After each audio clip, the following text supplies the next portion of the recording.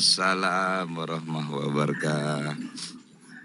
Izin sedikit, Bun Asindida, saya mau menerangkan jiwa dalam pandangan kedokteran supaya nanti bagaimana bisa diselaraskan. Karena Ya. yang saya pahami, yang saya pelajari selama belajar, jiwa itu terdiri dari 3 unsur. Itu dari kedokteran ya. Saya tidak. Ini dari ini kan ada ilmiah, ada alamiah, ada sunnatullah. Nah, ini saya berbicara secara ilmiah. Ya, silakan. Yang pertama adalah ego. Ego bagian dari jiwa. Ego itu adalah keinginan untuk mencapai sesuatu. Jadi ego itu keinginan untuk mendapatkan sesuatu, namanya ego. Tapi kalau egoisme itu adalah keinginan yang tidak memahami tata krama, aturan dan segala macam. Nah, itu ego satu. Itu bagian dari jiwa. Yang kedua adalah super ego. Super ego itu apa? Norma. Apakah itu adat istiadat atau kalau kita larinya ke agama adalah tatanan hukum-hukum yang mengikat seseorang sehingga terbentuk satu kepribadian. Itu namanya super ego. Nah, yang ketiga adalah rasa. Nah, ini dah yang tadi saya ikuti terus. Rasa ini salah satu bagian dari jiwa. Nah, saya kasih contoh, Bung Asindida, sebagai dokter ya. Ini ilmiah ya, mohon maaf, ini dari pandangan buku-buku dan data-data yang saya baca. Dilanjut aja. Seorang yang merasa lapar, rasa lapar kan. Walaupun rasa lapar itu saya tahu bahwa apabila gula darah kurang atau ada sesuatu kurang, maka otak akan merespon. Saya bisa memahami tadi bahwa Bung Asin mengatakan bahwa leher ke atas karena yang memberi rasa lapar itu ada respon dari otak untuk merespon lambung supaya misalnya gula atau makanan yang kurang itu akan terisi. Maka pada saat ada rasa lapar, maka ego itu akan muncul untuk mencari makanan. Nah, sebagai seorang yang jiwanya masih stabil, jiwanya masih normal, maka dia akan mengarahkan segala daya dan upaya yang dimiliki untuk memenuhi tadi rasa itu. Nah, dari rasa tadi akan muncul ego untuk memenuhi rasa tadi, untuk memenuhi rasa lapar lah sebagai contoh. Nah, ketemulah roti. Roti ini apakah miliknya atau bukan miliknya? Kalau orang masih memakai super egonya normal, maka dia tidak akan makan kalau bukan miliknya. Itu norma, itu adat istiadat dimanapun kita. Kalau kita memahami adat istiadat atau tata krama atau budi pekerti atau akhlak, maka kita tidak akan, maka di situ batasannya. Apabila ketiganya terjadi keseimbangan, ego, norma dan rasa, terjadi keselarasan, maka itulah jiwa yang normal. Ini hanya normal. Kapan dikatakan gangguan jiwa? Ini beda dengan gangguan jiwa dengan sakit jiwa. Orang yang gangguan jiwa adalah orang yang masih merasakan dirinya sakit. Contohnya cemas, ketakutan. Yang banyak saya dapatkan di praktek adalah orang-orang cemas yang tidak tahu takut sama siapa. Pokoknya di dalam hatinya, di dalam kalbunya selalu rasa takut. Tidak boleh kalau tidak ada yang temani. Dan takut mati. Ada ambulans lewat, dikepung lagi sama orang, langsung keringat jahat. Itu gangguan jiwa karena masih merasakan dirinya sakit. Nah, ada sakit jiwa. Sakit jiwa itulah yang tidak merasakan bahwa dirinya sakit, justru malah dituduh orang lain yang sakit. Jadi pada saat kita berkunjung ke rumah sakit jiwa di mana kita lihat orang-orang, justru kita yang dituduh sakit, dia yang merasa normal. Nah, itulah gambaran jiwa dalam pandangan medis, dalam pandangan kedokteran. Apabila tidak terjadi keseimbangan antara ego, norma, dan rasa, maka terjadi gangguan jiwa. Bahkan bisa menjadi sakit jiwa. Nah, bagaimana si jiwa itu bisa seperti ini? Berdasarkan teori kedokteran adalah bagaimana mendidik kepribadian sejak dini. Bagaimana mendidik kepribadiannya dari dini, dari kecil, bahkan dalam kandungan. Bahkan dalam kandungan sudah diperdengarkan ayat-ayat Al-Quran pada saat dia kecil, diberi makanan halal dan thayyiban, kemudian bagaimana memberikan makanan yang seperti itu. Dan mendidik, bukan mengajar, mendidik, bagaimana memberikan contoh yang baik, sehingga nanti akan tumbuh dan berkembang sebagai orang-orang yang memiliki karakter. Nah, orang yang dilepas begitu saja, akhirnya bergaul dengan lingkungannya. Lingkungannya lah yang membesarkan dia. Inilah yang tidak terbentuk karakter. Nah, orang-orang yang tidak terbentuk karakter, inilah yang mudah menyalahgunakan. Inilah orang salah dalam melangkah. Ya, seperti itulah. Boleh saya interupsi Bang Rahman ya. Silakan. Bang Rahman tadi berstatement lingkungan. Nabi Muhammad tergores lingkungan nggak ketika lingkungannya masih menyembah berhala? Enggak kan? Tidak. Ya. Berarti terbantahkan ya. Berarti koreksi kembali keilmuan Bang Rahman. Ya, karena dimaksud jiwa ini ya, ada yang memang jiwa ini tidak ada terhubung daripada sifat-sifat bawaan. Ya. Kalau bahas jiwa nih DM aku aja Bang. Nanti tak kasih nomor WA, nggak apa-apa nih. Kalau bahas jiwa nih nggak apa-apa. Ya. Karena apa? Nabi Muhammad itu lahir di lingkungan yang sangat jahil. Ya, ketika dia sudah mulai berakal, akil balik, Nabi Muhammad si kecil ini ya jiwanya mulai berontak kan. Masa patung disembah? Patung itu jangankan menolong kamu, menolong dirinya sendiri aja ketika Nabi Muhammad dorong jatuh nggak bisa. Nah, berarti bukan faktor lingkungan. Jiwa ini tidak terbentuk.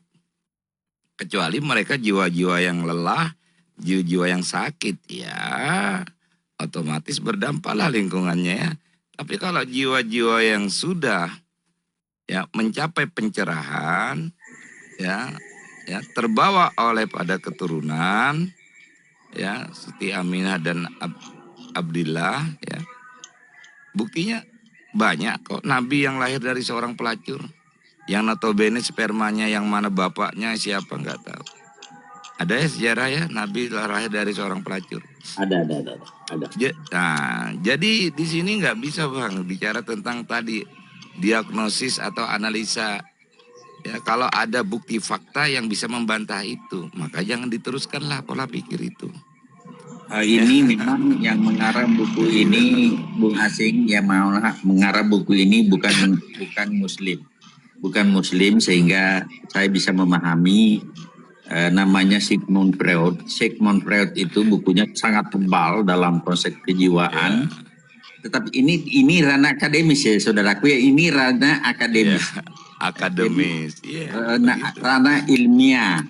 Kan ada ranah ilmiah, ada ranah alamiah, ada ranah sunatullah. Ini perlu saya bagi 3 dalam konteks ini. Udah Bang, kalau masalah ini beralih ini Abang DM aja, nanti kita ngobrol di WA Bang supaya enak gitu loh. Bagaimana? Silakan. Jadi ini yang saya pahami dan ini yang saya gunakan dalam terapi, dalam pengobatan. Dalam pengobatan artinya saya berpedoman ke sini, Bung Asing, karena ini yang saya menjadi ilmu bagi saya dalam memberikan terapi, pasti yang saya berikan anti cemas. Tetapi alhamdulillah karena saya muslim, tentu juga saya memberikan sekali-sekali zikrullah begitu.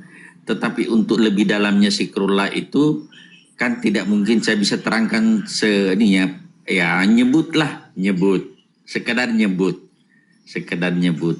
Kalau seperti itu Bung Asif. Baik. Makanya Asin Lidah ini sudah lama tidak lagi membeli buku ya. Kenapa? Ya, karena sudah menemukan bahwa buku-buku yang dicetak disebarkan tidak seluruhnya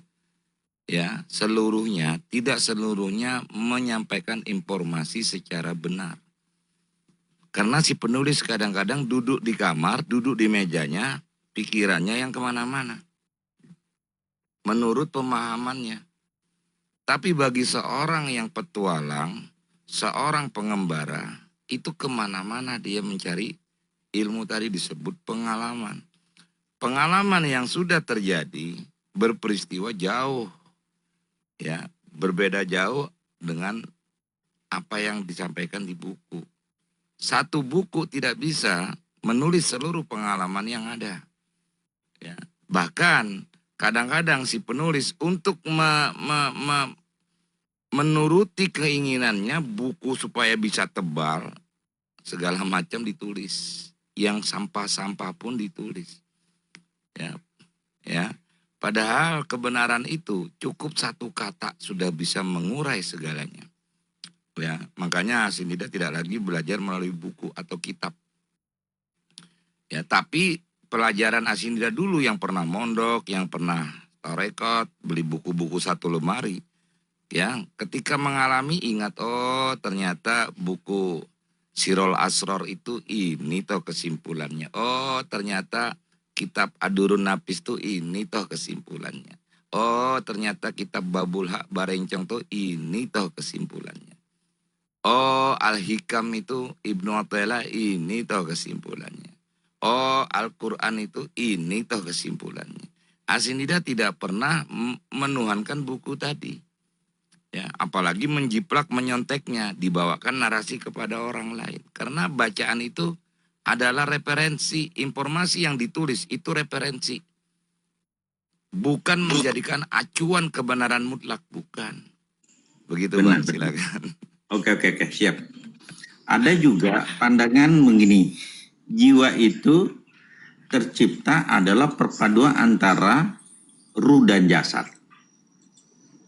Nah, jadi ruh dengan jasad itu,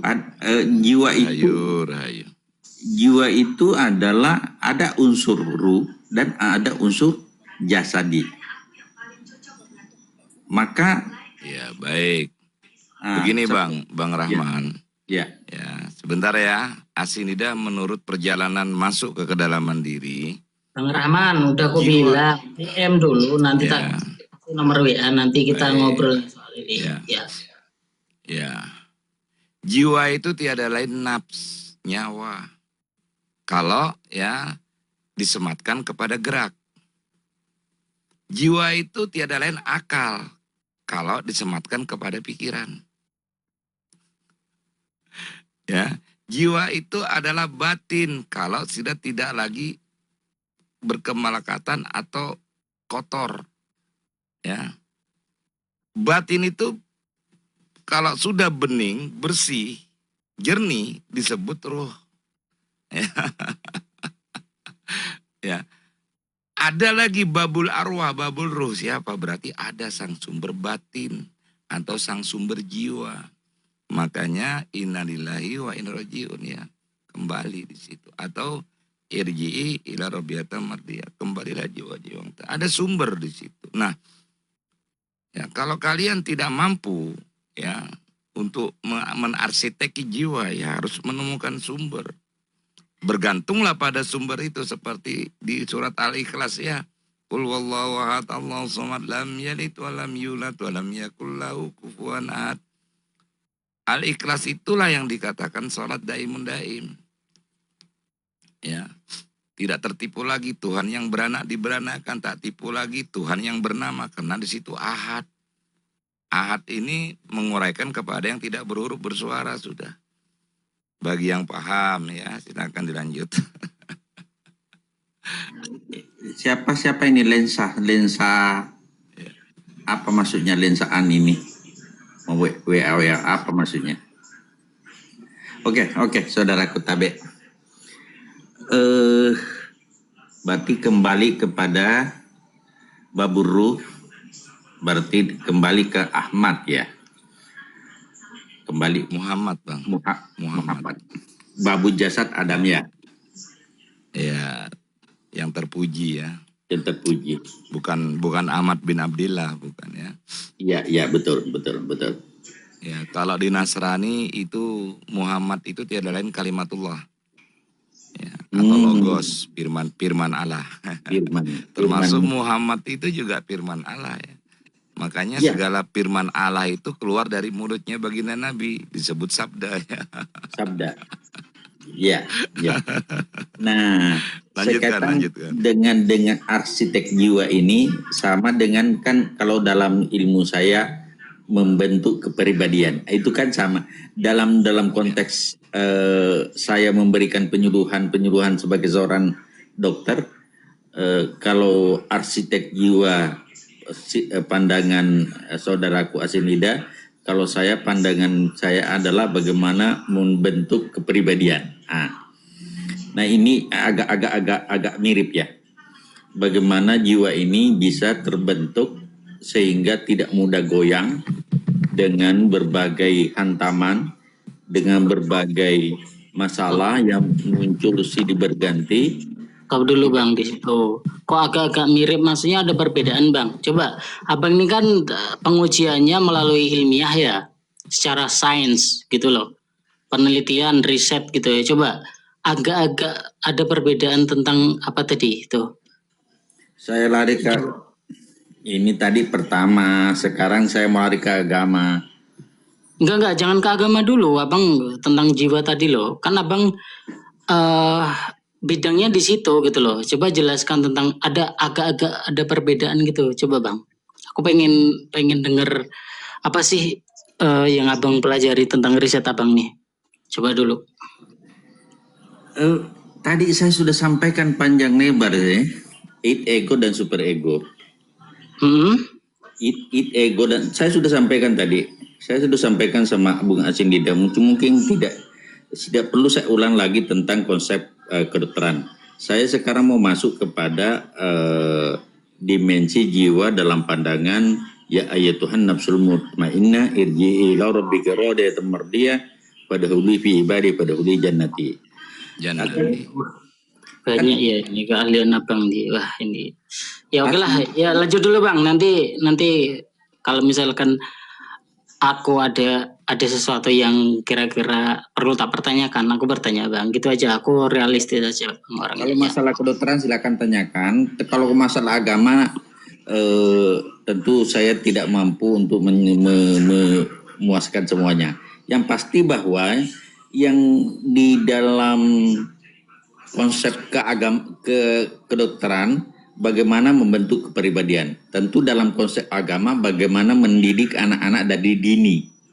Sehingga anak ini tahan banting, tahan terhadap berbagai goncangan masalah yang terjadi. Ini kan yang konsepnya dalam pembentukan karakter dalam konsep kekinian. Jadi orang-orang itu gampang mudah stres. Sekarang banyak sekali mudah stres. Artinya stresor di sana sini banyak. Karena pemahamannya tentang sesuatu, karena masalah ini menyikapinya dengan cara yang berbeda, Bung Asid, saudaraku. Jadi misalnya begini, masalah definisinya itu kan tidak sesuai harapan dengan kenyataan.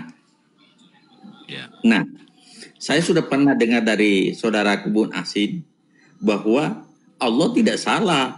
Coba keinginanmu kau perbaiki. Kan saya sudah paham itu. Saya sudah tangkap penjelasan saudaraku bahwa Allah tidak salah. Allah tidak keliru bahwa misalnya berdoa begini lantas belum Allah ijabah, bukan kesalahan Allah. Wasa antakrahu saya wa huwa khairul lakum. Boleh jadi engkau tidak menyukai sesuatu tapi baik bagimu.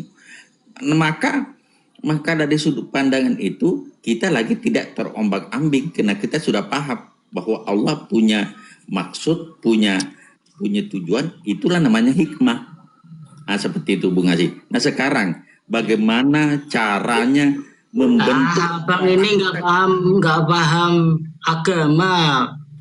Poin apa tuh bidangnya tuh di ranah sains kok tentang hikmah itu loh gimana menjelaskan. Makanya aku bingung tadi. Gitu loh. maksudnya tidak paham agama, ada lebih seribu. Jangan salah, Bang Lensa, Dokter Rahman ini dia mumpuni di agamanya. Ya. Lebih 1000 buku saudaraku dia. Kalau mumpuni tak kejar gitu loh. Kalau otakku itu nggak nyampe ke situ tak potong karena otakku strukturnya juga kayak gitu loh, nggak ada yang kepotong. Bung Lensa, Kalau Bung Bang Lensa, Rahman menurut saya nggak salah karena itu prinsipnya kalau kita di agama kajian diri itu. iya, kan kajian diri. Ya, Apa yang salah Bung Lensa? ya, teruskan dulu. Ini kan, aduh, bagaimana Bung Lensa ini? Saya sudah Gak sering apa-apa, lanjutin aja narasinya, lanjutin. Oke, Pro kontra saudaraku. biasa aja ya. Iya. Kita kan Nabi Muhammad, Nabi Rasulullah itu kan mengatakan jadikanlah penerus adalah orang-orang yang tangguh. Kan begitu. Tentu di sini tidak terlepas daripada kekuatan jiwanya. Jangan tinggalkan suatu pewaris yang apa ya? Yang kerdil. Nah, tentu di situ yang dia masuk adalah jiwanya. Nah, sekaitan dengan hal itu, mohon sedikit pencerahan untuk membangun karakter atau jiwa yang tangguh dalam menghadapi tantangan. Bagaimana rumusnya, Bung Asin? Nanti saya berdebat dengan Lensa kalau nanti ada waktu. Siap. Oke, silakan Bung Asin. Ya, di ajaran agama itu ya harus bertauhid murni ya. Karena itu dalam pencarian. Ya. Karena sang sumber jiwa, sang maha jiwa itu tidak lain adalah wahdatul wujud itu sendiri. Ya. Ketika kalian sudah beserta wahdatul wujud, bukan lagi goib, maka sandarkan kepada beliaunya. Maka jiwamu akan terbimbing, ya, terarahkan. Lama-lama menjadi kebiasaan, menjadi pembentukan. Namun ada juga tanpa itu ada. Seperti Nabi Muhammad. Nabi Muhammad masih belum ketemu Allah. Belum bertemu Rabbul Izzati ataupun Izzat. Tapi sudah ada bawaan-bawaan DNA. Ya, beliau sudah mulai tercerahkan. Ya, itu terbentuk mulai dari kecil sampai dia berdagang. Ya, tabligh amanah sidik sampai ya punya daya tarik kepada janda kaya Siti Khadijah. Ya. Ya, artinya ya tentang jiwa yang didiri oleh Ibunda Siti Khadijah, bukan tentang fisik. Sampai beliau tahu ya usia sekecil itu kok tahu berhala itu tidak bisa membantu, menolong. Untuk menolong dirinya sendiri aja nggak mungkin. Nah, kecerdasan jiwa tadi itu nggak didapat ya nggak didapat dengan orang-orang jiwa-jiwa yang lain. Dari mana dapatnya? Itu yang disebut anugerah atau hidayah. Ya, jadi kalian mau sekarang coba introspeksi diri, apakah kalian sama seperti baginda Nabi, ya tanpa perantara atau mesti lewat perantara? Introspeksi aja. Jadi rumus jiwa itu ada yang melalui terpontang-panting, diombang-ambing, jatuh bangun, ada ya untuk menjadi arif dan bijak itu nggak mungkin bim salah bim abrakadabra atau hanya membaca buku kitab langsung dia arif dan bijak. Paling hanya beberapa saat kembali lagi ke asliannya. jiwanya ya. Tapi kalau sudah mengalami proses pengulangan berkali-kali tidak terbantahkan, itulah yang membuat arif dan bijak tadi berketetapan. Karena tidak mungkin memberlakukan lagi yang sudah terbantahkan. Ya, itu rumusnya di situ, Bang Dr. Rahman. Silakan lanjut. Terima kasih saudaraku, saya paham. Jadi kita lari ke manunggaling, alhamdulillah. Jadi kalau sudah manunggaling berarti ada Nur Muhammad, Nur Ilahi sudah ketemu. Kami gitu Bang, jangan kita. Aku belum sepakat itu tadi. Belum. Kami gitu aja. Maksudnya?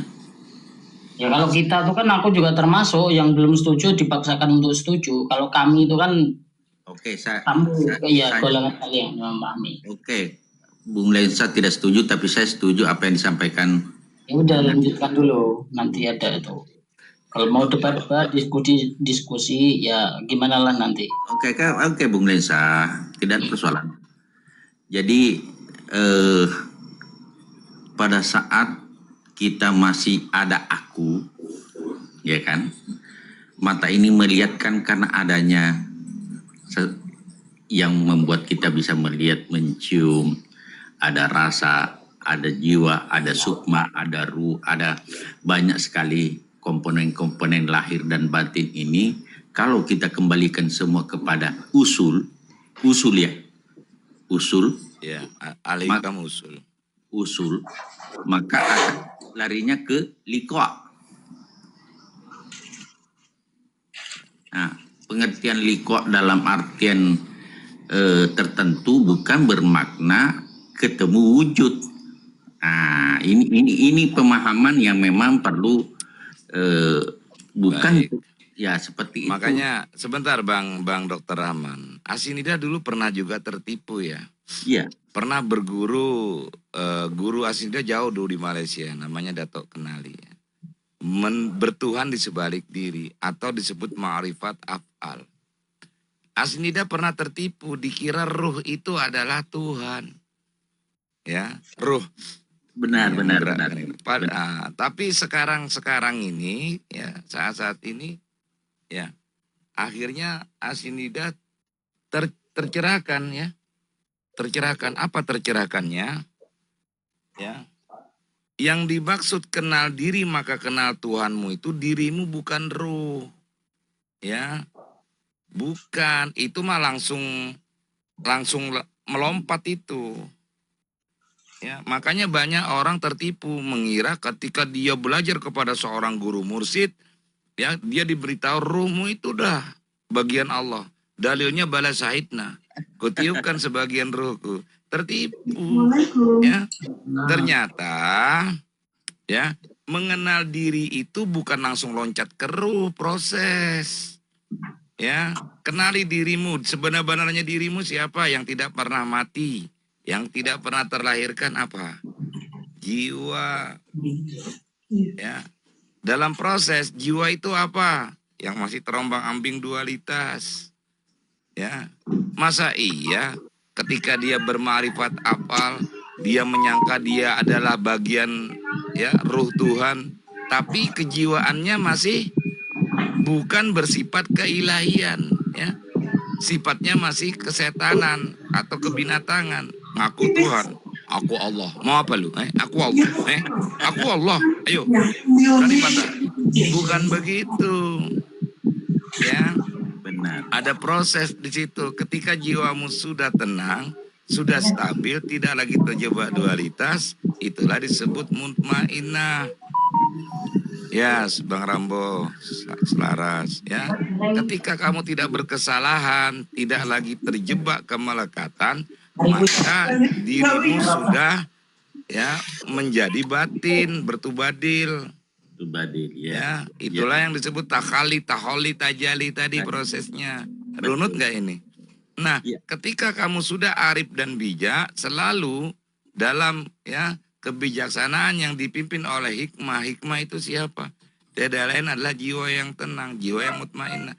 Maka kamu kenallah Tuhanmu.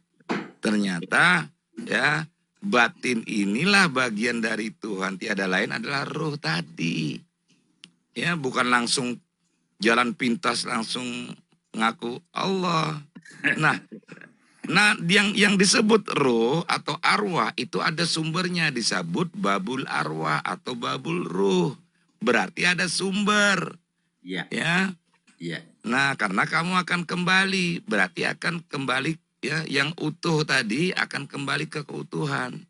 Kamu hanyalah yang berlaku diberlakukan, itu proses. Siap. Ya, proses. Nah, disitulah Asinida dapat hikmah ma'rifat af'al itu. Lalu naik lagi ma'rifat zat. Nah, zat inilah babul arwah, babul ruh, sang sumber.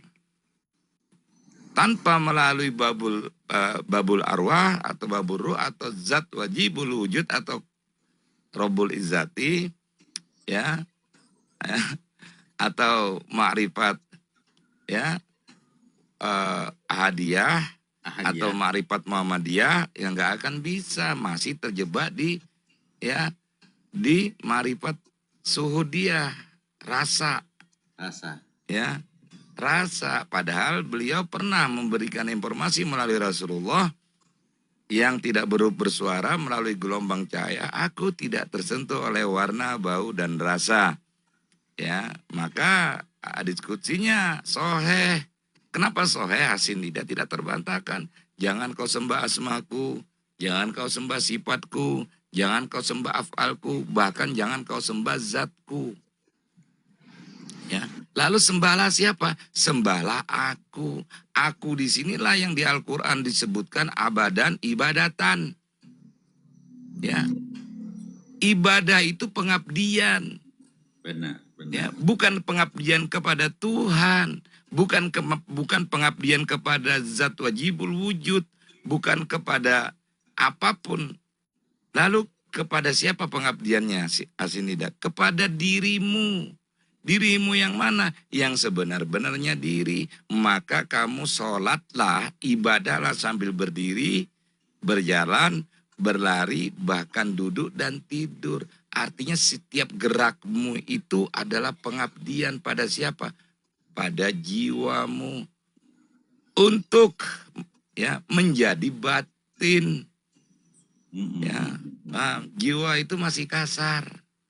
Ya, mutmainah itu setengah halus, batin itu sudah halus. Ya, hanya yang halus, yang lembutlah yang akan diterima kembali seunsur.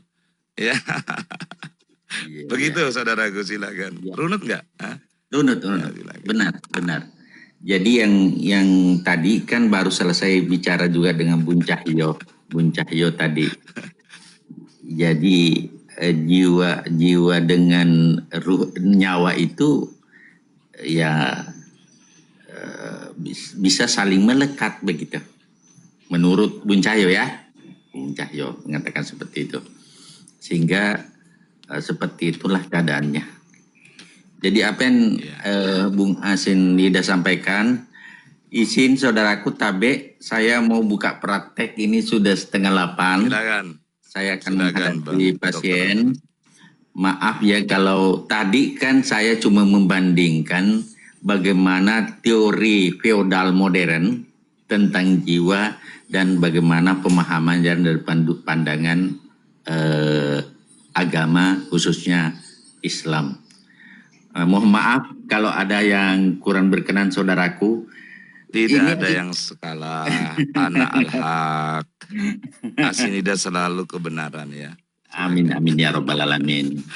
Terima kasih saudaraku. Assalamualaikum warahmatullahi wabarakatuh. Waalaikumsalam warahmatullahi wabarakatuh. Izin saya turun. Silakan. Baik Bang Dr. Rahman. Sering-sering silaturahmi ya ke rumah Asinida. Insyaallah. Ya. Jadi Asinida jelasin lagi proses. Bukan ujuk-ujuk jadi Allah. Bukan ujuk-ujuk ngaku Tuhan. Ketika dirimu sudah berubah menjadi batiniah atau